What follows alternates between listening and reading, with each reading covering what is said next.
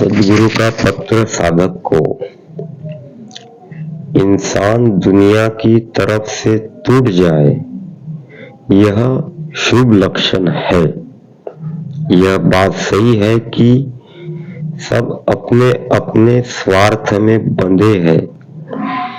स्वार्थ यदि पूरा नहीं हुआ तो हाथ झाड़कर अलग खड़े हो जाते हैं।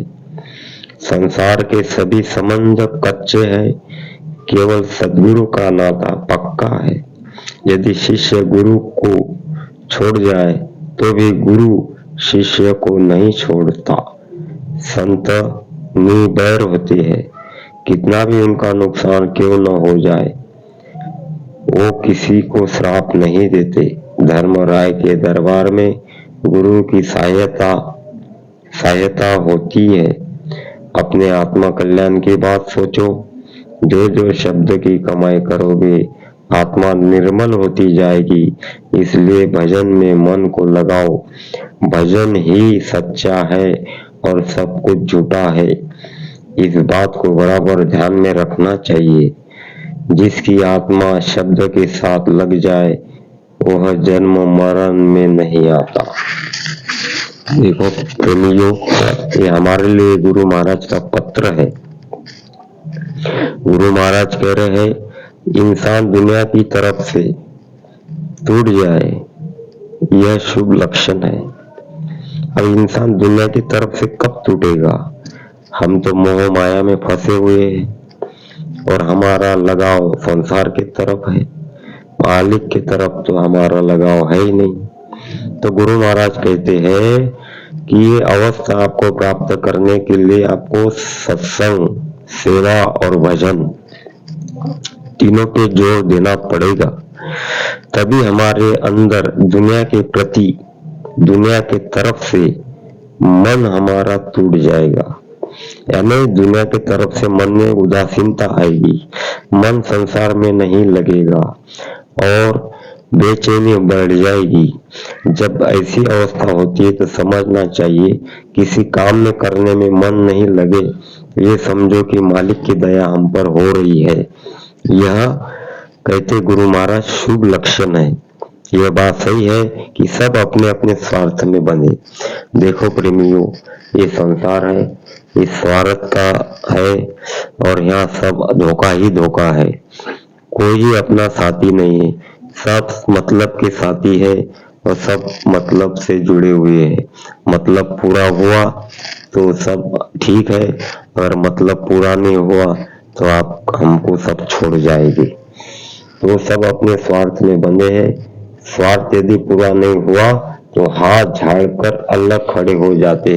अपना स्वार्थ पूरा नहीं हुआ तो वो हमें छोड़कर चले जाते, कोई हमारा साथ नहीं देता।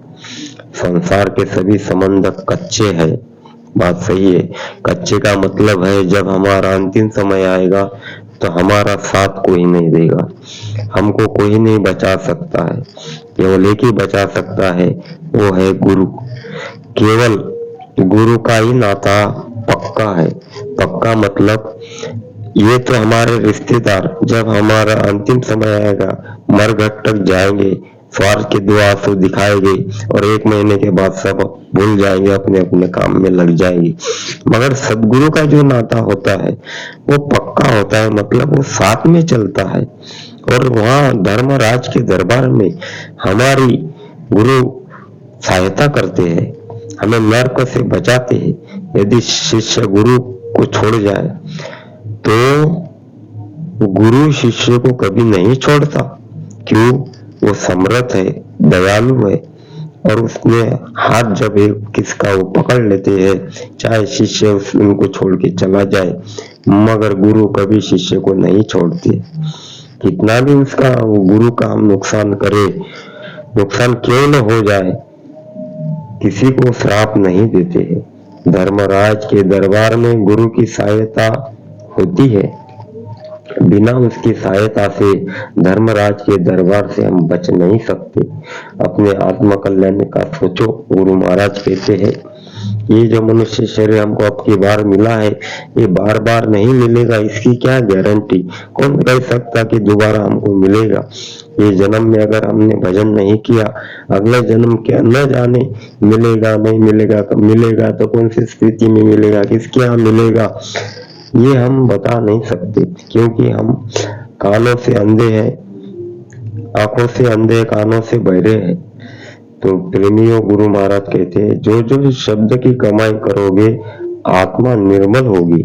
निर्मलता तभी आएगी हमारे अंदर जब हम शब्द की कमाई करेंगे, नाम के साथ आत्मा को जोड़ेंगे। इसलिए भजन में मन को लगाओ। गुरु महाराज कहते, जीवन का सार है भजन, और संसार किसको कहते, जिसमें नहीं सार उसी का नाम है संसार, और सार है भजन। भजन ही सच्चा है, ये साथ चलता है और सब झूठे हैं। ये सब झूठ का पसारा है संसार, यहाँ किसी का कुछ नहीं है, और सच्चा है भजन। इस बात को बराबर ध्यान में रखना चाहिए कि भजन ही हमारा साथ है और सच्चा साथी है। जिसकी आत्मा शब्द के साथ लग जाए वो जन्म मरण में नहीं आता। यही हमारे लिए सदगुरु का पत्र साधक को था। जय गुरुदेव।